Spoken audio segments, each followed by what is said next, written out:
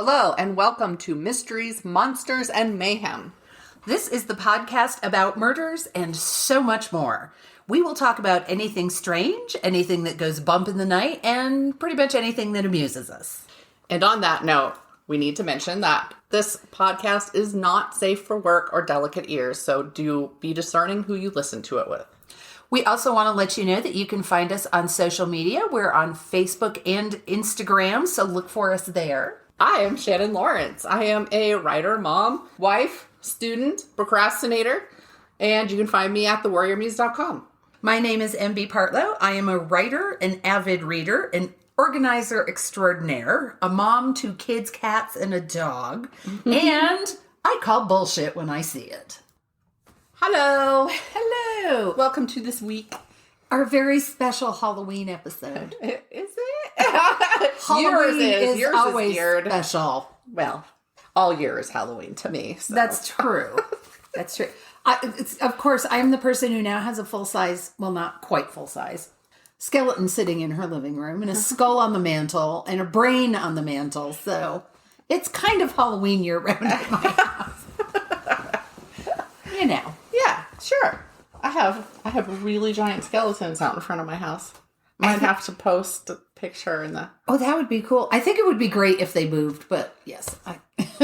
Yes, they would. Because I was actually walking up the driveway and I looked over, I said, where the fuck did those go? You should have seen the boxes those giant bastards came in. I walked down through the garage and they were like, 3 of them end to end were bigger than a car. I bet. Well, because how tall are they? Really tall. 15 feet? At least double Jeff and I. So. Yeah. So... They're really tall.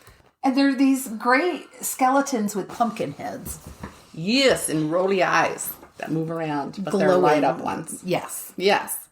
Well, I got together with all my siblings and my mom and all the significant others that could make it, which it's been the first time in over a year because COVID, people maybe don't understand that those of us with big families then couldn't gather. Right. Because there's too many of us.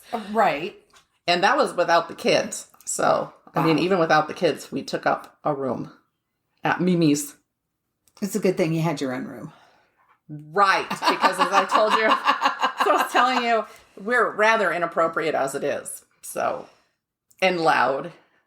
And things went to, when you get together for the first time in like a year and a half or whatever, it's been, shit goes to all kinds of dark and crazy places. Yep. I don't think you can blame COVID for that, though. No. It's just the amount of time that we had to make up for, which was picking on each other. And yeah. Not all of them, but I've met some of them. And I think the dark and the crazy is a constant. Yeah. That's a thread. Yes. That's a thread running through the Knoyer clan. Have you done anything fun? Well, let's see. No, I don't do anything fun anymore. No. I did a reading. Yes, you did, and I missed it. That's all right. It was fun. I did one. It was like it was from a child's point of view. Oh, nice. One. You might have read it. It might have been from all the way back in critique. Oh, wow. It sounds kind of familiar. Yeah. But, I've slept since then, so. I think it was in the critique group with Patrick and JT and all them, actually, because I remember that long ago. Specific feedback. Yep. Well, yeah, it was published like a year ago, probably-ish, 2 years ago. Was the feedback good or bad? You said you remember. Oh, good. It was just, it was the whole, well, a child this age wouldn't speak this way, which, first of all, I got to write it so that it's legible. But at the same time, I'm like, well, you never spoke to my kids when they were little, because they did. My kids were also articulate. Right? So they went right from articulate to sweary. From articulate to salty. And they listened to the podcast, so. There you go. Boy child has gotten salty. Girl child still is like, oh, I can't believe you. Like, how dare you. She's just so sweet. Use such language. Yes, well, I feel... We were driving and we parked at a light and it's Colorado and there was very heavy pot smoke coming into the car. And so she was like, what is that? It smells like such and such. And I was like, that's marijuana. That's pot. And she was like, how do you know what that smells like? So then I told her. I'm not going to lie about it. Right. I feel like that does my harm. And she was like... If she was 6 years old, you lie about it. She's 14. Yes. And she was like, you don't seem like the type.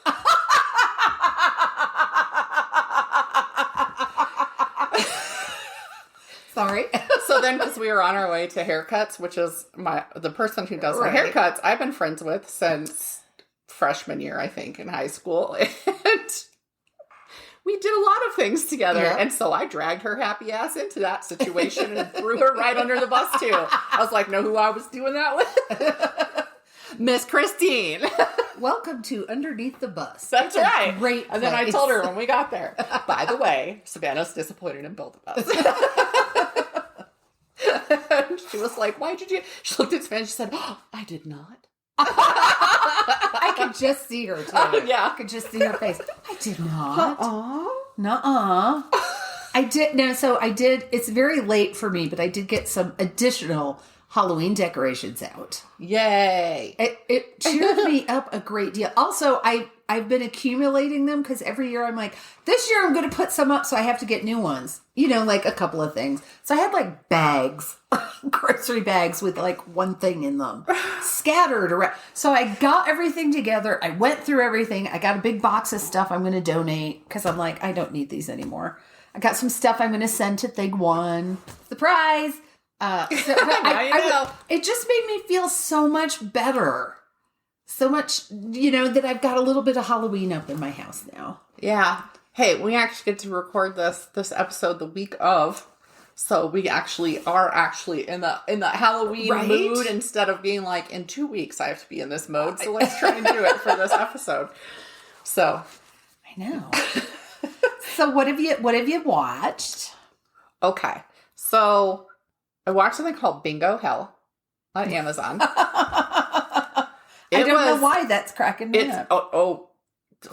It's kind of a bit horror comedy. I mean, the comedy's light, but it's cheesy and it knows it type, I love that. Oh, yeah. So the lead is Latinx and an older woman. Ooh, I love that. Yes. So, and the cast, very diverse, mostly. I mean, it's bingo. Okay. Yeah. So this new bingo hall springs up and they're pissed off because it's shutting down the community center one that they go to, and they're loyal to it. And this woman and her friends have been integral in like removing crime from the area and keeping this community thriving. And here they come. So you start seeing that bad things happen if you win bingo. Oh. And I will say it's a bit gory, but I actually really enjoyed it. I started watching it. Here's the thing. There's movies where they have a lot of scenes where action will take place without dialogue. And so there's just music behind. So those are problematic for me when I'm watching something while doing something, which is what I'm normally doing. So I had to stop it the first time because I was like, I'm not following what's happening if there's no dialogue right here. And we're not talking huge periods. It's not like the episode of Only Murders, right? Where I love that, by the way. It's super clever to do a whole episode with no dialogue. Yes, it very much was. But no, it's just that it has those moments where it's like, all right, here you're seeing what's happening. And I was like, God damn it. Okay, so then I watched it when I could actually watch it, which was nice. And that was funny. And then I watched Brand New Cherry Flavor. I finished that on Netflix. So that was Oh, that's right. Yeah, it was. So it's like a dark kind of, I don't want to say gothic, but also, that's a coincidence. But also Latina lead on that one, but younger. Good. Okay. And, there's a character actress, There's a character actress in it that she always does good stuff. And she plays this like creepy witch lady in it. And yeah, it's fun. So I had mixed feelings about it, but it kept me interested. So, yeah, she's doing a spell. She wants revenge on this producer who basically steals her indie film from her. Right. And whatever the spell is, she has to eat all this stuff, and she starts vomiting kittens. That gives you there's zombies in it, kind of. But, kind of like a voodoo flavor to it. I'm sorry, I'm just going to be stuck on vomiting kittens for a while. I know. I figured that would just throw that out and people know if they want to watch it or not. They're alive. So, I almost remember the person's name, the actress. But anyway, so she comes, she's like, oh, and she takes this gross little kitten that's just been vomited and she keeps them. So. Well, I'm glad they're treated well. Sure. What have you watched? I haven't even finished it, but I'm going to talk about it anyway because I'm enjoying it. It's a movie. It's not a series. I just ran out of time. Okay. I'm trying to remember what happened. I think maybe somebody called or something and I had to pause it and then got back to it. But I'm watching Scream 3. Oh, okay. I'm watching Scream 3 so that I can watch Scream 4 so that I can watch the new Scream when it comes out. So remind me, somebody like the extra characters that aren't the main ones, who's in it so that I remember. Okay, Scream 3, they're making another movie. So this one is set on the movie lot. And gotcha. Spoiler alert. Parker Posey's in it, right? Yes. Yeah. These movies have been out forever. Oh, yeah. So you don't get spoiler alert. They just are. So Liev Schreiber dies early on. That was pretty interesting. The setup to that was interesting to me because his girlfriend's in the house and I'm like, oy. Because it's the trope. She gets out of the shower and then you have this shot of her ankles and she drops the towel. Yeah. And I'm like, that's just like the universal symbol for naked. Yeah. Naked hottie. She dropped the towel. So she puts something on. Oh, I just remembered the other thing I watched besides that. I was like, I knew there was something else. So she hears a noise and she's getting scared. And she slams I think it's the bedroom door, and the voice outside the door is Liev Schreiber. Uh-huh. And it turns out it's not him. She thinks it's him. He comes home and she tries to hit him with a mallet or something because she thinks he attacked her. And while he's talking to her, the guy dressed in the Scream outfit comes up behind her and stabs her. Yeah. And he puts up a good fight, but they have these great little openings to each Scream. They really do. Right. So it's this quick scene. It's not a spoiler for the rest of the movie because whoever's in the beginning of any of the Scream movies will be brutalized. And killed. That's how they open it. Like Drew Barrymore. How did 2 open? I'm trying to remember. God knows. I've watched all these movies a billion times. Yeah. And so at this point they blend. So here's the thing. Oh, is it at the sorority house? Yes, it is. It's the sorority house. Yes. Does Courtney Cox have the exact same character arc in every movie? No. Because she starts out just totally career-obsessed, bitchy, mean, just doesn't care about anything but her career. And then she gets involved with these people. But in 3, hasn't she kind of given it up? Oh, no. Maybe that's 4. It could be 4. And my God. Oh, it is. Yeah. Those little micro bangs. They're just really. Oh, they're terrible in that one. They're like an inch long. It looks like they glued brush bristles to her forehead. You can honestly track the Karen haircuts, basically. Sorry, Karens. I hate to do that to you. But you do know what I mean when I say it, don't you? Yep. So you can trace like what that type of woman from that cliche is, right? By Courtney Cox's haircuts in the Scream films. My basically. God. I remember when she did the big red chunks in 2, I think it was. Yes. Yes. I had big chunks it was the in hair, but mine, we had bleached it to do red. And again, we did this before the movie came out. I wasn't copying movie hair. I've never done that. And then we actually liked like the caramel color that my hair turned to when we bleached it. So then we left it the caramel color and the big chunks. Right. That was the only time I've done anything like that. I remember that was my gateway hair color. When Friends first came out, I remember looking in the mirror and going, and whoever was cutting my hair then, not who is cutting my hair now.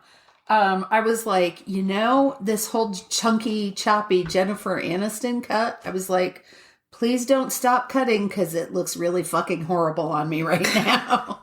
So just cut more off or do something. Because everybody always had the Jennifer Aniston haircut. I didn't try to. No. And she fixed it got fixed. So the other thing I watched, which I thought was hilarious, was Elvira, Mistress of the Dark. Yeah, was that the first you'd seen? Yes, that was the first time I'd seen it. Her boobs are their own character. They are. But what surprised me was because, first of all, she does have very big breasts, and she wears high heels. Yeah. There's a scene where you see her taking her dress off, and she takes the boots off, and I was like, she's tiny. She's teeny. Yeah. She's a wee bitty thing. Yeah. A very little thing. And I'm as I'm watching it and I get to the end and I saw the part that you told me about, and I'm like, they wrote an entire fucking movie just so that she could show that she can swing the tassels in opposite directions. It's amazing though, is it not? It is. Is it not impressive as hell? It is. I'm like, how, and I'm watching it going, how does she do that? And again, 14. Like, she couldn't have been as bosomous. I mean, she would have been bosomous, but, yes, but yeah. As that, by the time they got that size. And again, for a skinny, teeny woman, those are big. I'd hate to see what happened to her if she gained weight. Ooh. She, it was really astounding to me because I don't know if it was her, because I think she started out, I'm assuming she started out doing her own wardrobe. Because it was super low budget. Yes. Her actual hosting. So the fact that she can wear that plunging neckline and nothing ever falls out. Yeah, Jeff was like, how does she do that? And I'm like, well, it's obviously really taped or super glued or something, because she can jump all over the place and nothing moves. I personally was impressed. She did a special on Shudder where she hosted like she used to. Yeah. And her movie was on there. I'm still so impressed. Like, no lines. No on the collarbone. In her skin around her collarbone. Yes. Just, my God. And she's, I think, 60-something. Is she that old? Yes. I think I looked it up because I was like, I'm in my 40s and I'm getting the creases around the, the bottom of my neck and my collarbone and stuff. My and she's got nothing. Just, what the hell? Does she drink blood? She probably moisturizes better than I do. You know what? She came out and said she's with a woman. Maybe it's that's she's missing the stress of being with a man. Maybe that's it. That could be. That would do it. But maybe I'm just projecting right now. Oh, I finally got to the end of the first season of Surreal Estate. Oh yeah, I still haven't. That was so good. Found it.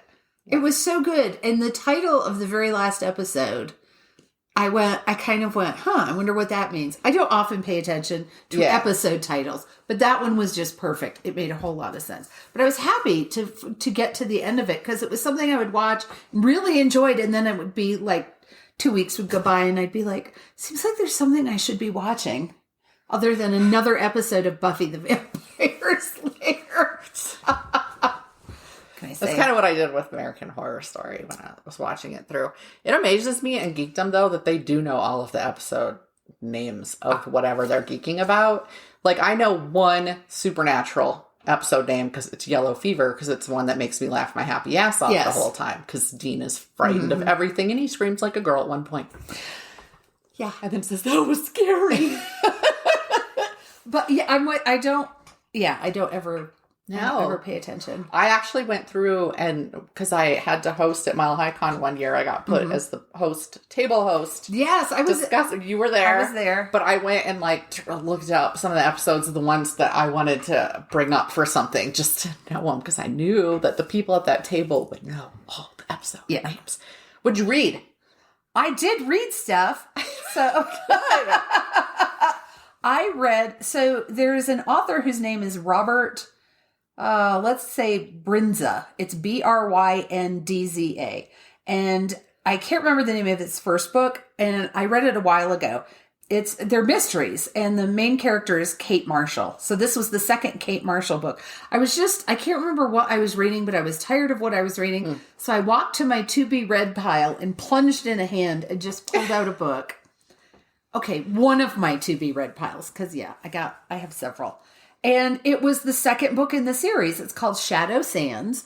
And in the first book, she is a police officer. She was a police officer. She and her boss, who she happened to be having an affair with, were tracking down, what's the word I want? This cannibal killer. And I can't remember what happened, but all of a sudden she figures out, oh my God, it's her boss. That's the cannibal killer, and he tries to kill her, and she escapes. Then she finds out she's pregnant with his child. So now the kid is a teenager. Okay. So that's very interesting. But she's become a lecturer, like in forensics. So, and at the end of this, this is not ruining anything. But at the end of the second book, she decides to go back and become a full-time private investigator. Mm-hmm. She can't go back to the police force, but she really misses the work, and because she's solving another crime, and it's creepy and atmospheric, and I really enjoyed it. I need to go back to thrillers. It's been a while since I've read a good thriller, and I think I have, like you, I have a bookshelf in the basement that's dedicated to TBR, right? Yeah. And then I have a cabinet in the bedroom that is dedicated to TBR. Mm-hmm. So shelves. And then there's a box. It's the Patrick box. I have the Patrick box too. Right? And then I have the stack, and that's the best horror for the blog reviews that I'm back to doing for books from the 100 best horror, right? So I've got that stack. So I throw one of those in try to do one a month. And I know there's thrillers in there. We got to. I go in and I go to the one that draws my eye, right? So what have you read? I finally read the Southern Book Club's Guide to Slaying Vampires by Grady Hendrix. Now, here's the thing. I did enjoy it. It was really long. So it was a bit too long, in my opinion. Some things dragged out longer than I wanted them to. I hated the husbands. Pretty much. I wanted them all to fucking get murdered. So I can't say that, except for maybe one person, there were happy endings to the story. Yeah. And I get that it was setting the scene and it was showing it. Again, I would put this one in the same category as Jess Lowry's Bloodline and Rosemary's Baby and the Stepford Wives, where you're seeing women trapped in the situation that, of course, a gazillion women through these eras were trapped in. And you add Southern propriety and ideals and religion to it, and it's only going to escalate, right? So I spent so much of it just frustrated because of that. Her husband. Because it physically hurts me to read stuff like that, and so I can't do it all the time. I really liked the way the women got along. Not that they got along. I liked they weren't the way perfectly the same person. I liked the way it was portrayed, because who could say what to who? It had to be somebody who was kind of your level if you were going to be honest with them. And if you were speaking to someone whose social status was better than yours, you had to speak differently. Yeah. I really liked it. It was, and like you said, he really had a feel for the women, the female characters. Yeah.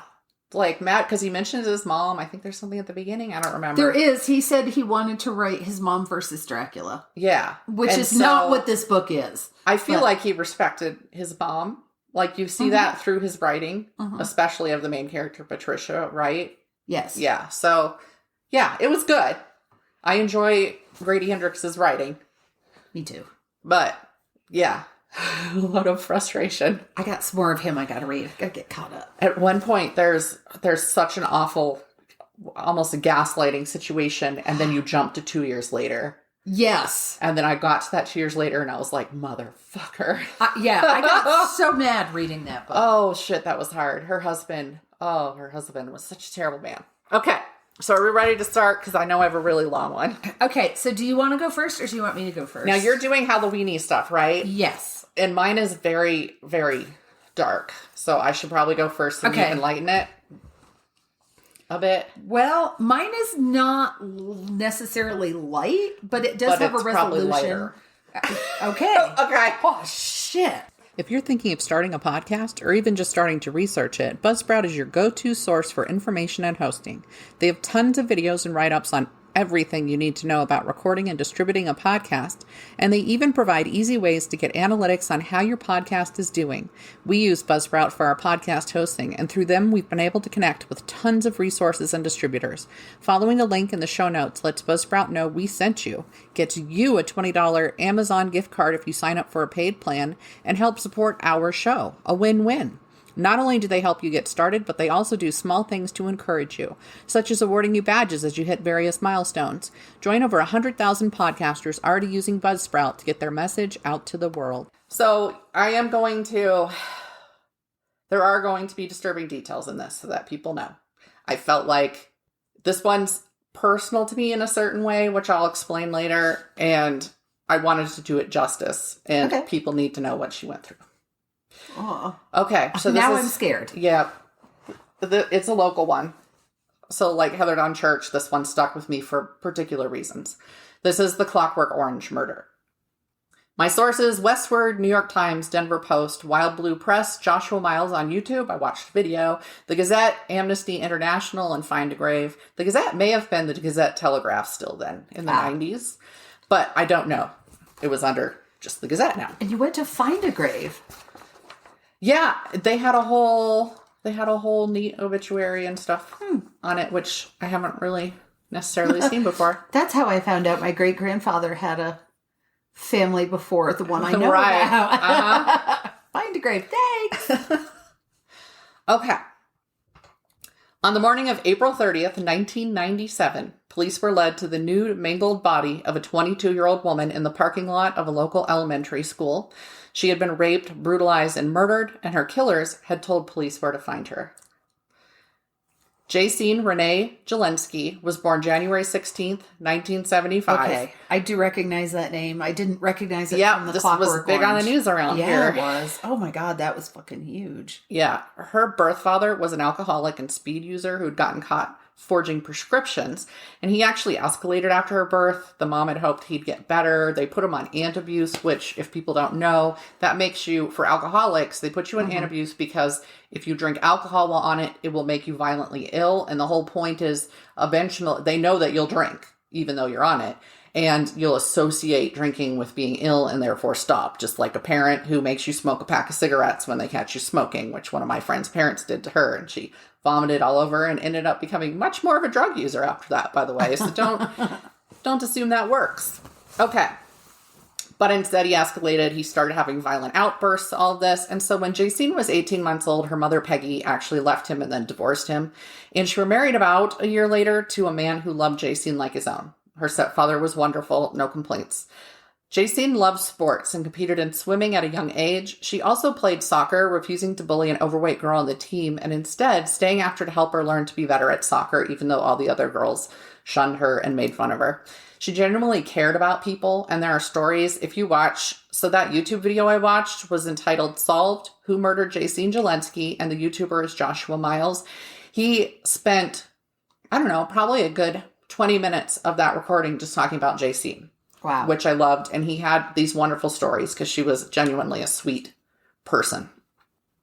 As a leader on her basketball team in Littleton, Colorado, she remembered everybody's birthdays and inspired her fellow players. She always brought cakes, a cake for each person. She did a bunch of other stuff she liked to give. Before games, she would get everybody, even those who weren't scheduled to play in that game, she would give them each a slip of paper with something inspirational on it. You know. Wow. Yeah. In 1993, she found out her birth father, who really hadn't been in her life since mom left him, had lung cancer.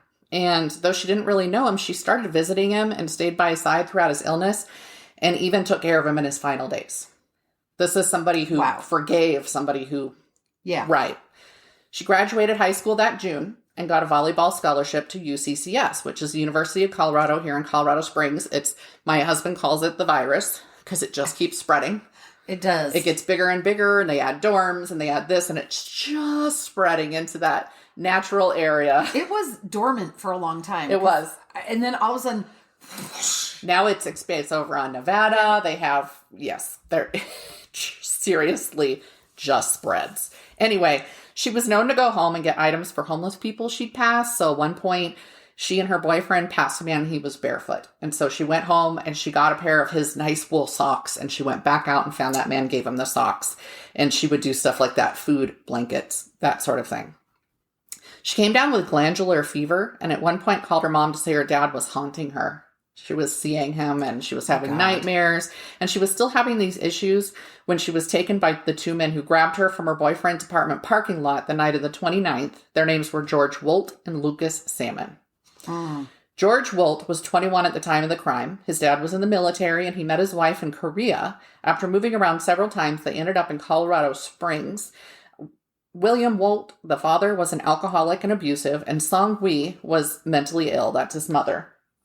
Though she didn't physically abuse him like his father did, she was known to yell at him out of frustration when he didn't measure up to her high standards. He actually didn't speak English. He learned Korean first until he started school. That's when he started learning English. George Wolt was known to lie frequently, but despite this, he was very popular. He was charismatic. He was quite a ladies' man. After school, he went through a succession of girlfriends, leaving one who became pregnant.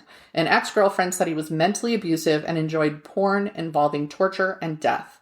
He fantasized about raping and murdering a woman in front of her boyfriend or husband, then killing them both, and he actively tried to recruit several people to do this with him before he reunited with his old school chum, Lucas Salmon.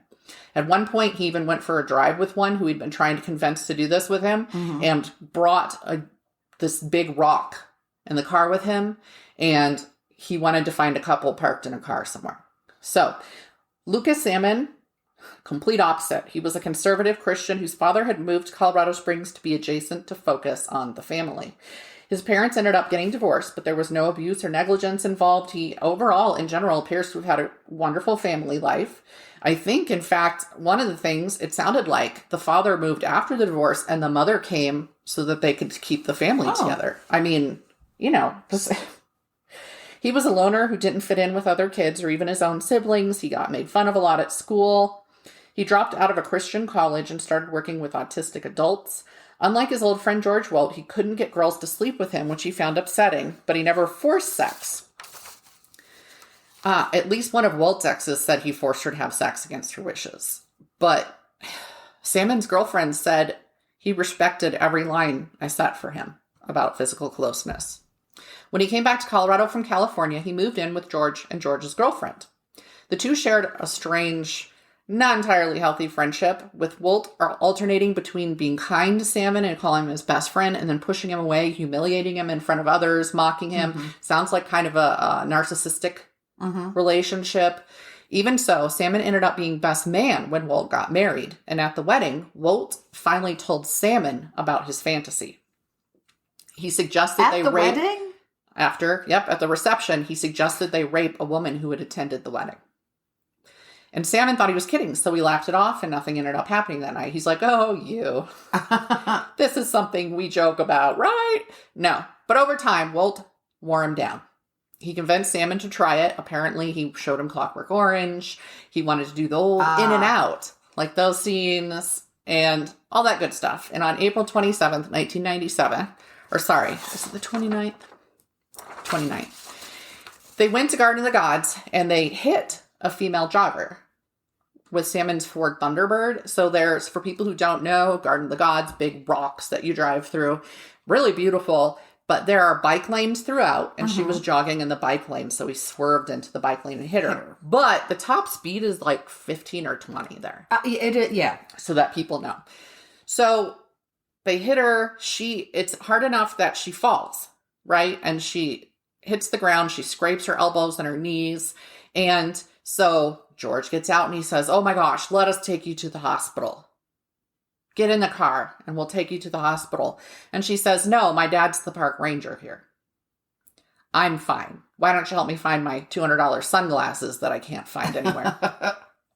So they get in the car. And honestly, it's rare that you can drive through Garden of the Gods during the day and not have a billion assholes. People driving through, though.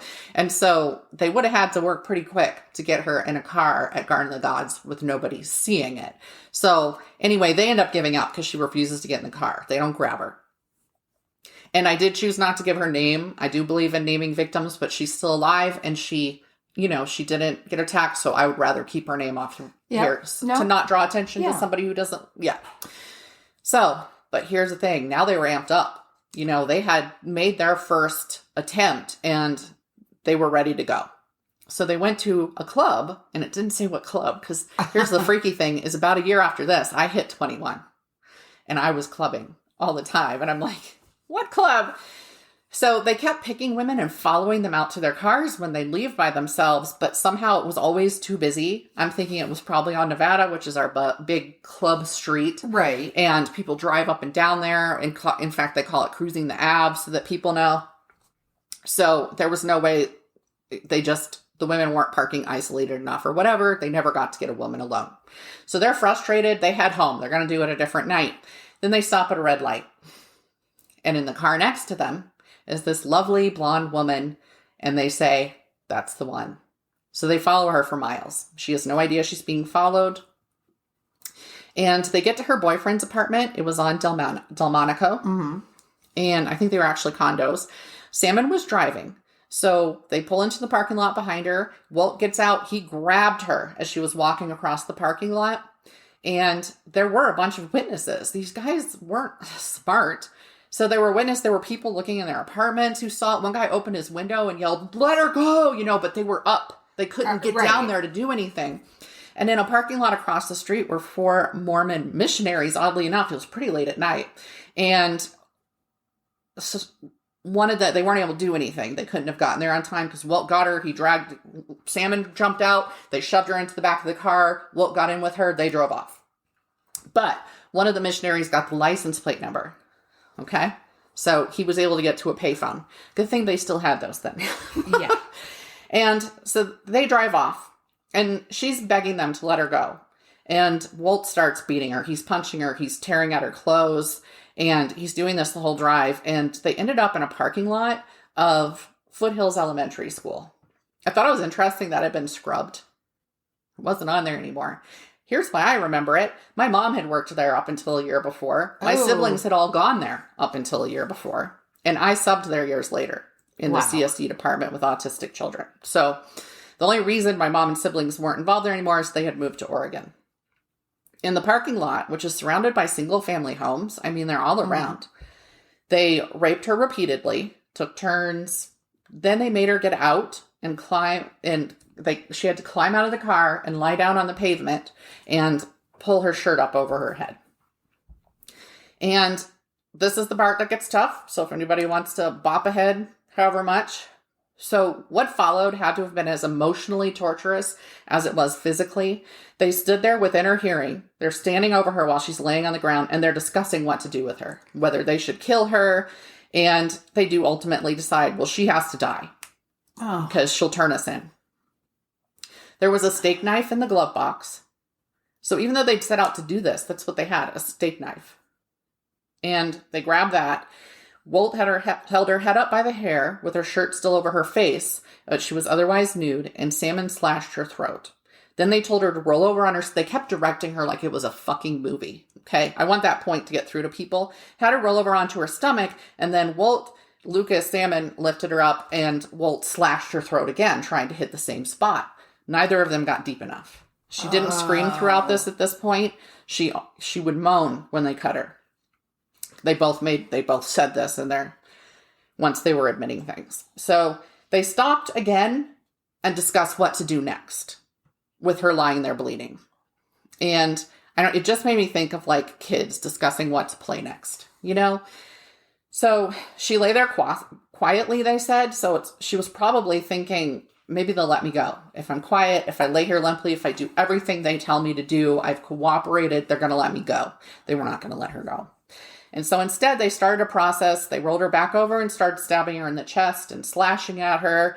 And again, they kept directing her to move and get in different positions so that they could do things to her. And they just, at one point, the knife bent and they had to stop and straighten it out.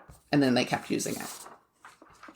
So, puzzled that she hadn't yet died, they took her arm and they slashed her wrist. Still didn't die. There's blood everywhere, but they're not doing things right or cutting deep enough or anything. Right. And so it's just like death by a million cuts, So anyway, they stop and discuss it again, standing over her, where she has to listen to this. And then they finally had her take her shirt the rest of the day off, which again had been covering her face. You have to depersonalize, right? That's what I was thinking. They were scared. Yep. So they took her shirt and Salmon pressed it over her face and Walt stood on her chest. And that's what finally killed her. They suffocated her. Yeah. So, yeah, her body finally gave in. She had fought. She had lived through so much at this point, and she took their brutal attacks with a quiet strength. And I want that to be clear. The way they described it, the poor little thing did what she could. So then Walt said, well, we need to cover up our DNA. So they went and they got some mud, and they put it into her vagina thinking it would destroy their DNA, which it didn't. Then they rolled her under a school van that was parked there, took the shirt and the knife, chucked it into the trunk, and they left. And they actually high-fived. And Salmon said, "I'm not a virgin anymore." And so then they started discussing the things they'd done wrong. So I'm assuming so that they could do better next time. Now, that Mormon missionary that had gotten to the payphone, when he saw the kidnapping, he called in the license plate number. The police, all this, while this is happening to her, the system is moving, but there's only so much they can do. It's a large area. Police put out a bolo, and they found her wallet and sandals in the parking lot. And they called her roommates. They were able to track down her phone number, called her apartment. They reach her roommates. The roommates say, well, she was going to her boyfriend's, and they were going to have a late dinner, and she hasn't come home yet, so here's the boyfriend's number. Police call the boyfriend, who, again, is up in the apartment somewhere above them, having no idea. He's just wondering, where the heck is she? Yep. And he's completely bewildered. He comes down to the parking lot, so he's down there talking to them. Her ex-boyfriend was CSPD, that's Colorado Springs Police Department, and he'd heard of the crime over the scanner. He calls the parents and says, has anybody contacted you about this? This is what's happening. So now the parents know, and they say, should we come down? And the police, ultimately say, let's just wait. We'll contact you. We're looking for her. So the police ran the plates, and they were able to track down the owner, Lucas Salmon. So they showed up at Walt's apartment, where Salmon lived with Walt and his now pregnant wife, and knocked on the door. And nobody answers, but a light turns off inside. So police break a window so that they can get inside. And after the window breaks, Walt just comes and he opens the door. He's like, oh, hey, didn't know you were there, officer, And he has them come inside. So they separate the two men, and Salmon at first denies everything, and then the police say, well, can we search your car? And he says, okay, knowing that they're going to find the evidence. And of course they do. They find her blood-soaked sweatshirt, they find the bloody knife, and they take it into him, and emotionlessly, he starts telling them what they did. Somewhat. So he does tell them where to find JC. Well, here's the thing. They didn't know the name of the school. They didn't really know where they were. They'd driven until they found a place they could park. Right.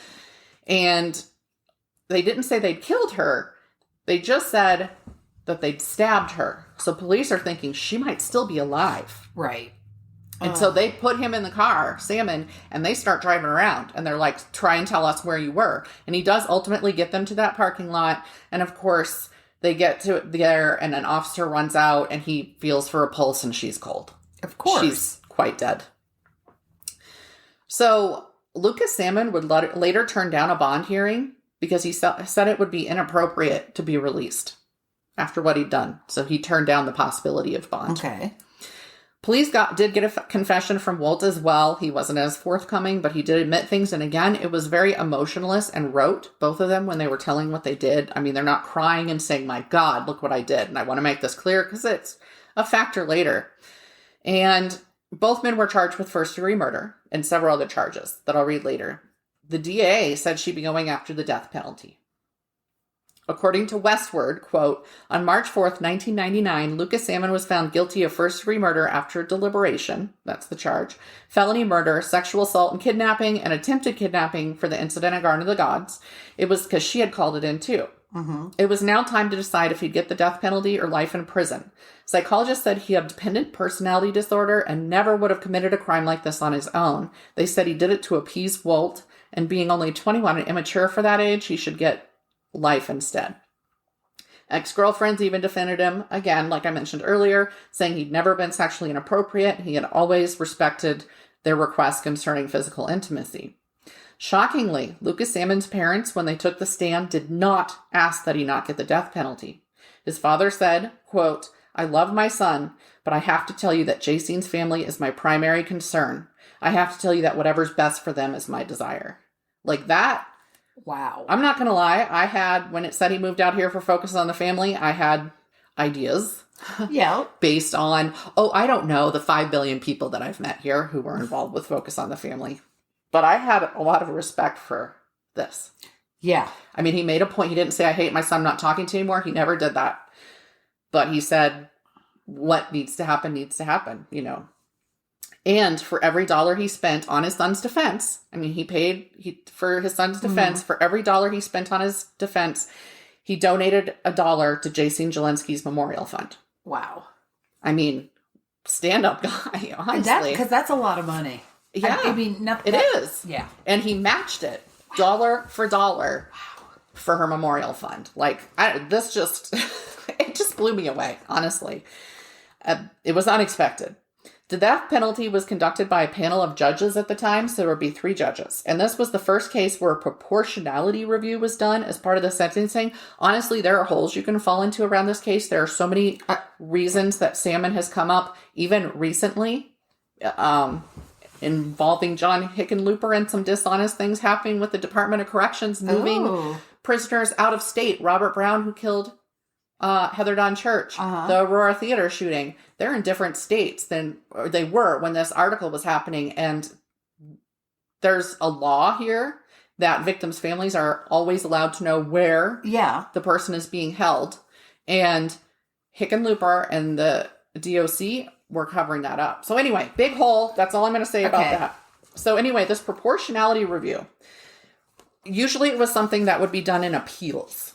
Right. If somebody got the death penalty. So it compared Salmon to men already on death row to establish that his profile matched him with other offenders, consider if his crime was bad enough for him to deserve being placed with them. So again, this was a first for this to be in this actual part. Wow. And this was only the 5th death penalty trial via panel in Colorado, and only 1 man had been given the death penalty out of those cases. Here's the thing. A lot of judges are ex-defense attorneys. Okay? And most of them do not believe in the death penalty. One of the judges on this panel, ex-defense attorney, did not believe in the death penalty. It has to be unanimous for the death penalty to happen. So the defense attorneys were incredibly aggressive in this case. There were purple memorial ribbons. It was her favorite color, and it was also her high school color, I think. And the defense attorneys tried to get those memorial ribbons completely banned from the court. And they only allowed 1 photo of Jacene to be shown throughout the death panel portion. Because they said it would add too much sympathy. So that 1 photo was shown of her the entire time. In other words, to me, she was not represented. And they also would not allow the prosecution to refer to the victim as Jacene. It was too personal. They insisted instead, and again, this was approved and they got away with this, she could only be called Ms. Jelinski throughout this portion. That's bullshit. Well, so as not to be prejudicial, they said. So I felt this was very dehumanizing for her. They were trying to humanize Lucas Salmon so that he wouldn't get the death penalty. Though they were unable to get the purple ribbons completely banned, the prosecution was not allowed to wear them. Only the friends and family members in the audience. I can see that. This one pissed me off to no end. One of the defense attorneys called Jacene's mom before the trial and tried to convince her not to support the death penalty. They called the victim's mother pieces of shit. Okay. When her mother took the stand, she did so holding her daughter's ashes in a box. While on the stand, her mother, Peggy, was not allowed to ask for the death penalty. There were restrictions on what she could say during this. Again, it all seems very stacked against the victim. Instead, all she could do was talk about her daughter.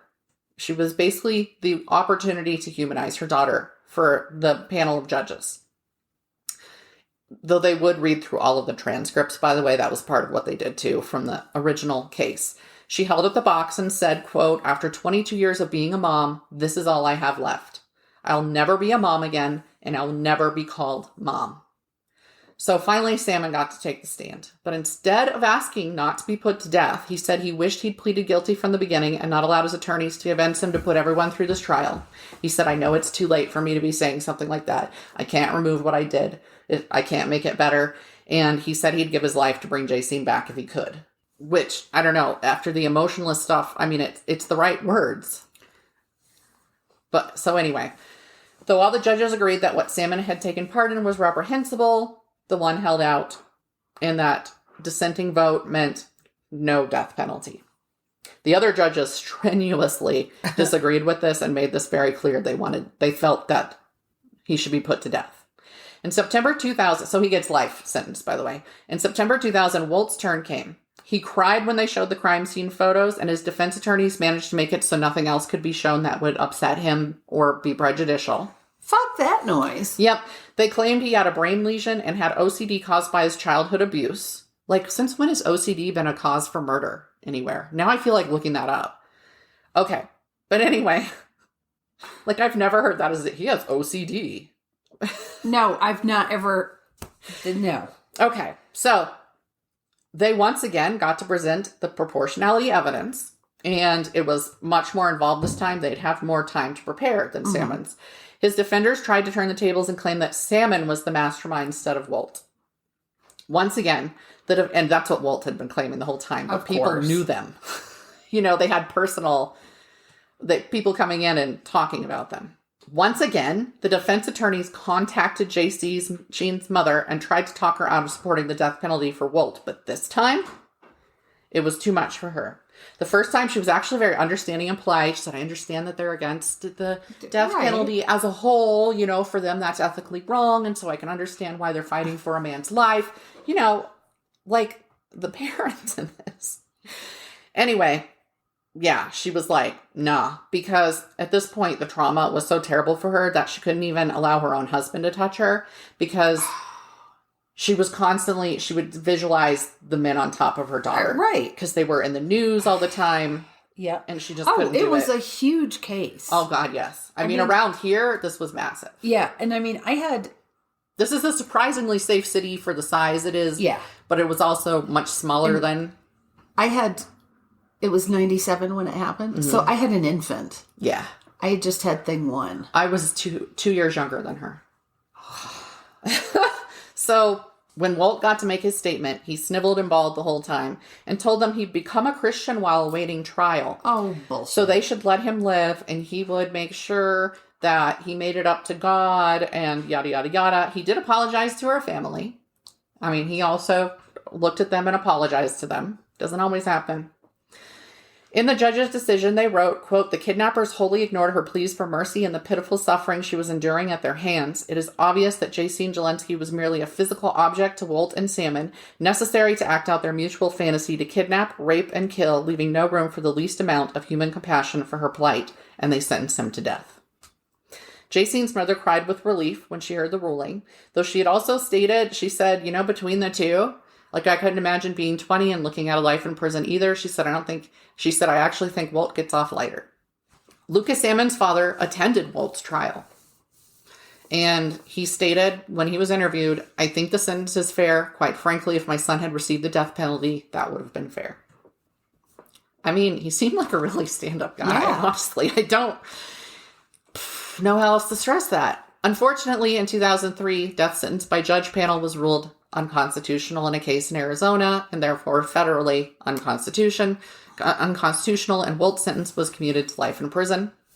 They determined then that death penalty cases could only be determined by a jury, which previously they'd gone to the judge panels because they felt it was too much to put on the regular citizen to make a decision about a person's life.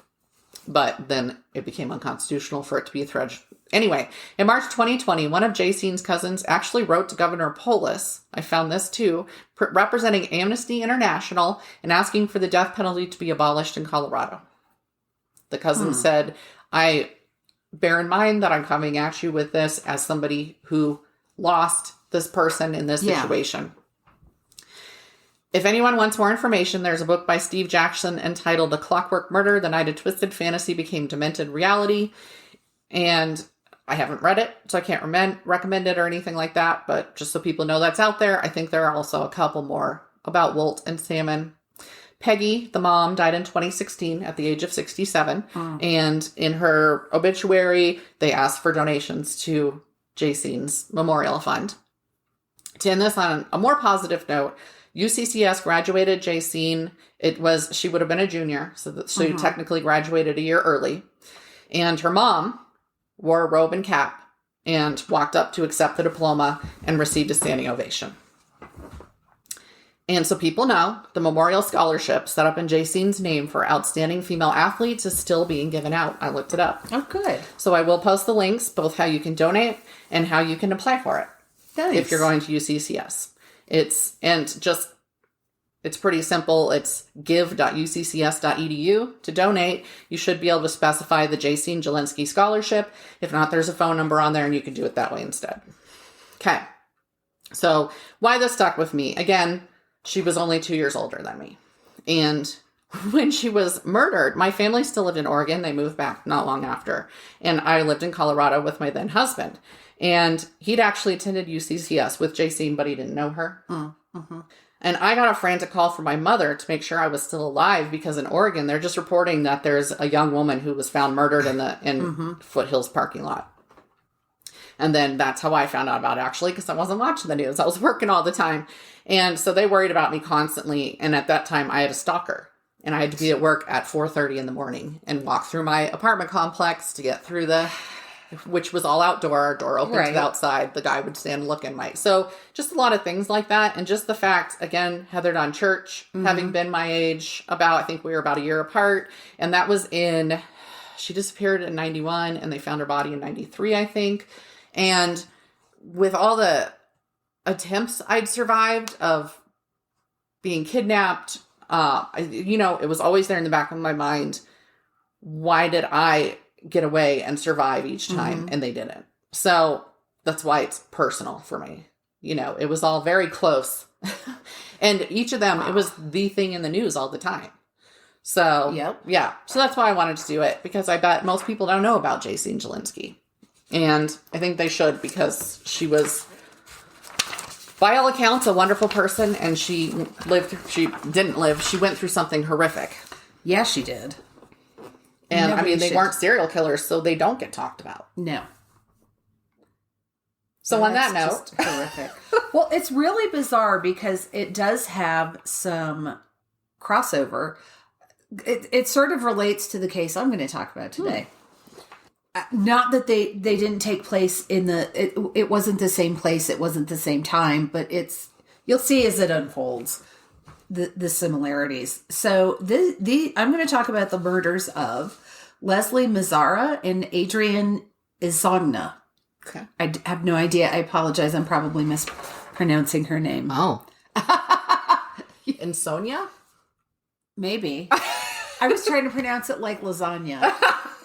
It's INSOGNA. Anyway, my sources were Ranker.com, the Christian Science Monitor, Murderpedia on Facebook, Forensic Files, the Napa Valley Register, and the Medium website. So, this is set in 2004, and you know what a dork I am. I like to say what was happening in 2004. So, Lance Armstrong won his 6th consecutive Tour de France. Which, did he have both nuts at the time? I don't remember, but we do know that now that he was doping back then. So, whatevs. Fox hunting was outlawed in the UK. Okay. Good, because that's fucking awful. It really is horrific. Facebook was launched that year. Ugh. It was only available to Harvard students. Martha Stewart was sentenced to serve 5 months in prison. And in the end of October, the Red Sox won the World Series for the first time since 1918. So, Halloween night 2004. This takes place in Napa, California. So, there hadn't been a murder in Napa, California in something like 2 years before this happened. I do want to point out that at this point in time, because this all takes place, and why this is Halloween themed, this crime took place on Halloween. So I do want to point out that the Halloween franchise had 8 movies out at this point. I looked it up because I wanted to know how many Halloween, because it's so horrific.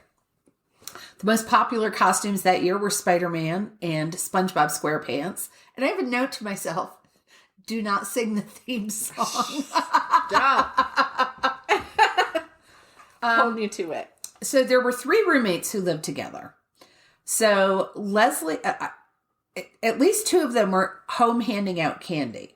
So Leslie Mazzara, she was 26 years old. She was a tour guide at a local winery, and she had moved to California to kind of find herself. Mm-hmm. And she had tried some different things, and this just clicked with her. She wanted to go into the wine industry, wanted to go to the business and learn more. Adrian is Sonia. I apologize. I should just call her Adrian from this point forward. She was also 26. She was a civil engineer for the local sanitation district, and her dream, her life had been to become an engineer. So she was, living her dream. So what I think is kind of interesting, so they're both 26 years old, and I don't know if this will resonate with people or not, but there is a point you reach, well, I will say there's a point that a lot of people reach, where instead of wanting to go out and cut up on Halloween, I mean, when you're a kid, it's all about the trick-or-treating or the mischief making. Yeah. And then you reach this age where you want to go out and party on Halloween.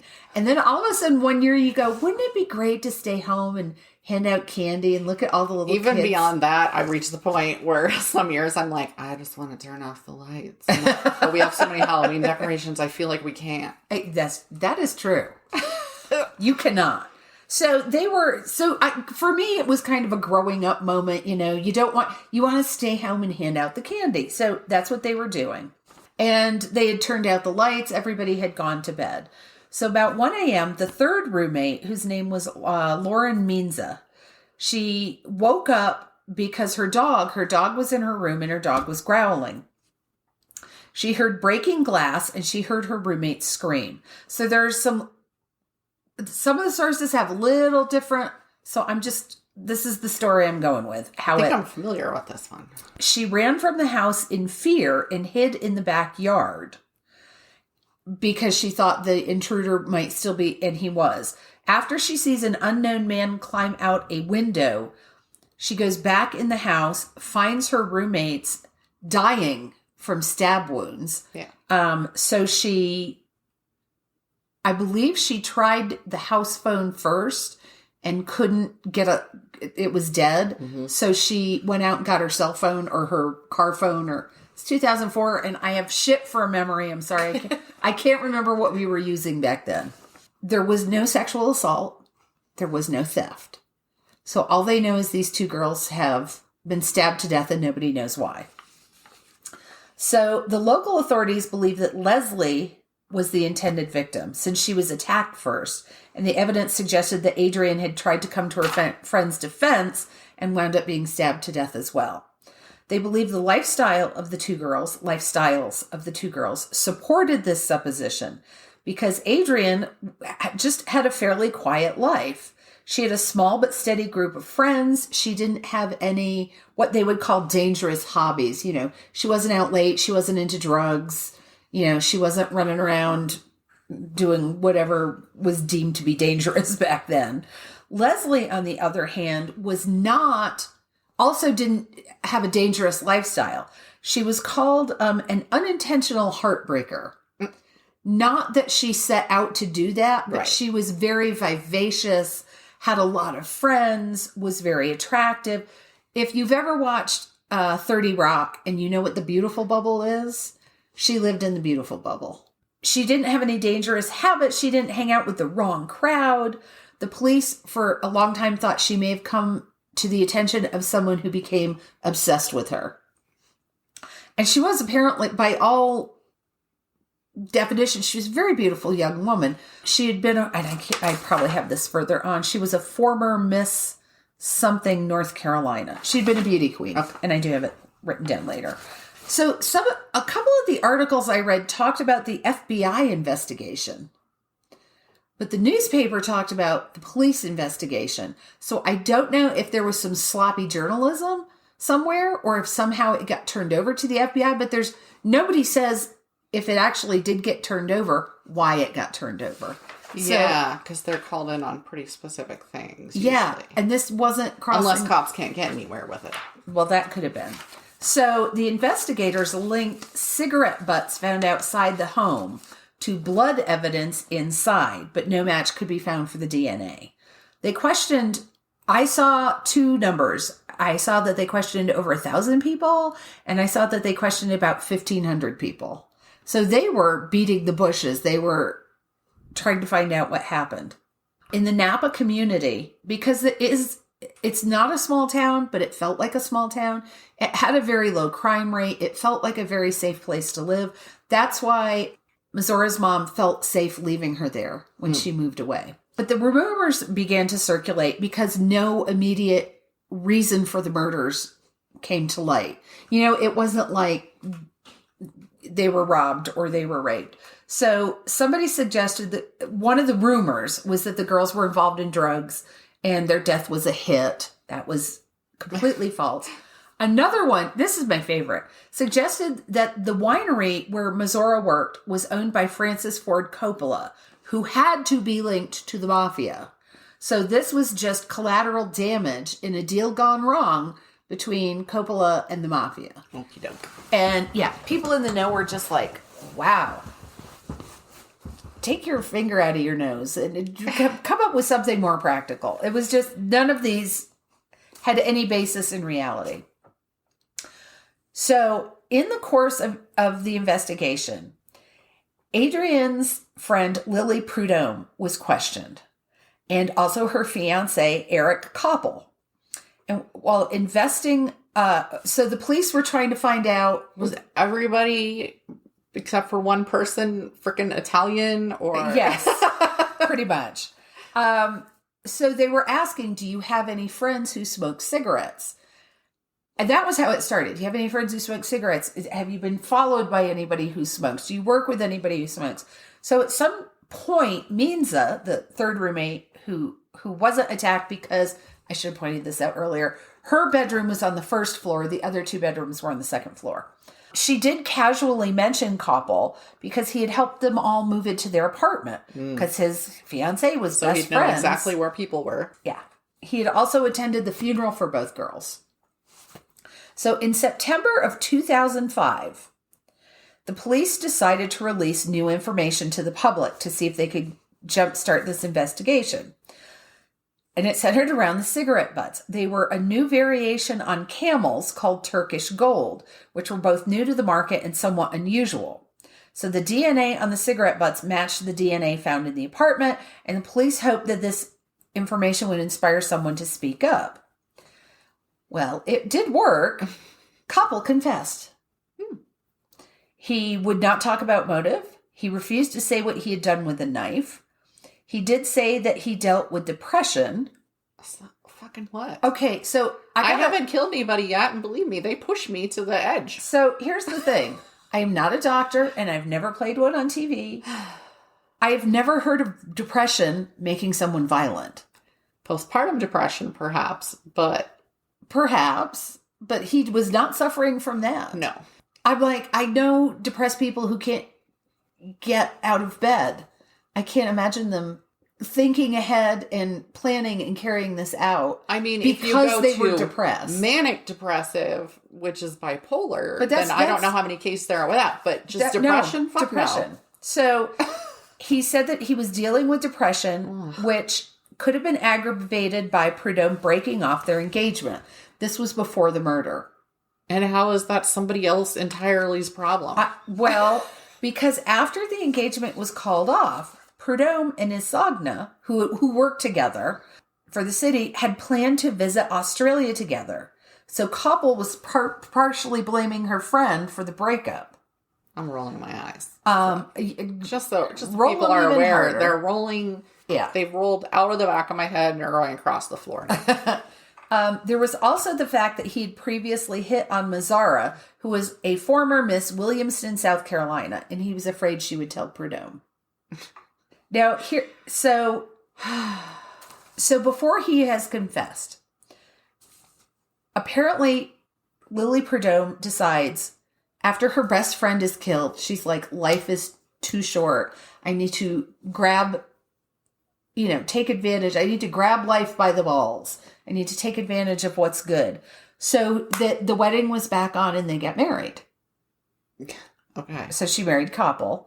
And because this was her best friend who had been killed, they invited her mother, Arlene Allen, to the wedding and asked her to give a reading during the ceremony. Okay. Yeah. I hate to say this because fuck them, but there's something more honest about somebody like, say, Wolt, who just straight up says, yeah, I had a fantasy and I wanted to play it out, than some fucktard like this who does the whole, well, I didn't want her to tell on you, and I think that it was her fault that I broke up with my girlfriend, and fuck you, you little pussy. Exactly. I can't. And that's the thing to me. It's never been pushed why he did this. Because he was a piece of shit, bastard, little. So, in order to avoid the death penalty, he waived his right to an appeal, agreed to never profit from the death of the two women, and is still forbidden to discuss what happened that night with anyone except clergy or family members. So there is nothing about how he came to the... So with the case you were talking about, we know what was going through their minds. Yes. We know why they did it. With this guy, it's all speculation. Nobody really knows why he did it. He's a big man baby. That's why he did it. Yes. In a deal that the victims' families agreed to, Koppel pled guilty in exchange for the death penalty being taken off the table. Yeah. At his sentencing, after the victims' family members spoke, and I got to read what the mom said to him. "You are the man who is so cruel as to invite me, the mother of the woman you murdered, to stand up for you at your wedding, to read scripture to you of love and death, and to bless your union." Mm-hmm. She also, I can't remember which mom it was, when she gave her statement, pounded her arm on the wood of where she's standing to give her testimony. For every single time her daughter was stabbed, she hit the thing in front of her to drive that point home. So Koppel did apologize, broke down in tears. Good. Cry. I'm like, you can't cry enough. If those tears were blood. Much like Walt, bawling like a big baby. Yep. He blamed the death of his grandfather, which made him depressed. That was what made him depressed. And then he was using alcohol to self-medicate his depression. So? Do you know how many people have died in my life in the last 2 fucking years? And again, I haven't killed anybody. I mean, I haven't broken into any windows. Right? And that's what he did. He went in through the kitchen window, in and out through the kitchen window. I actually saw the reenactments of this on one of the crime shows. But there's so much premeditation in this. It's not oh my God, I was despondent, and as I was sobbing my depressed alcoholic tears, I came upon this woman and strangled her. I mean, he had to have a knife. He had to go there. He had to get in the window. He had to go upstairs when there was a bedroom on the main floor to get to the person he wanted to kill. Yeah. So Koppel's wife, Lily, stood by her man during the trial, saying she knew a gentler man than the one who committed the murder, and said nothing he did could make her love him less. And I was like, vomit. What kind of a friend I can tell you, you? She can do something to make me respect her less. So eventually, years later, she did divorce him, but she kept his name. Ew, why? Why would you keep a murderer's name? What the have fuck is wrong with her? No idea. This is such a fucked up little case. And it is so in the respect that, like Jason Galinsky's case, totally senseless.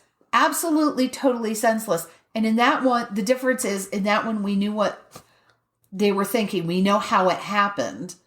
Yeah, with her, I think the scary thing is that the only thing she did was stop at a red light. Yeah, and these women... And it was strangers. Yeah. And this was someone they knew, but it was, how well do you know your girlfriend's fiancé, who she had just broken up with? Yeah. You don't expect somebody who's the third degree to break into your house and fucking stab you to death. No. Wow, what a cheerful fucking episode this has been. Good times. So yeah. Okay. That happened. I was looking for some kind of funny crime that happened on Halloween. I couldn't find one. And I found this and I was just like, and again, it's the vulnerability of young women. It's just horrifying. And how easily a man can get twisted. Yeah. And why do they think it's their right to do that? Oh, yeah. That's because women are human. Oh, it's easy. They're property. So if you bring up a male to feel like he has to get a woman and own You know, it's that whole thing. You have to get a woman. You have to get this piece of property. Yep. Then isn't it inevitable that they can't view them as fully human? And you have to persuade them. You have to lie to them and persuade them. And how many movies and books are about that? And it works. Too many. In the end, and it's the happy ending. You know?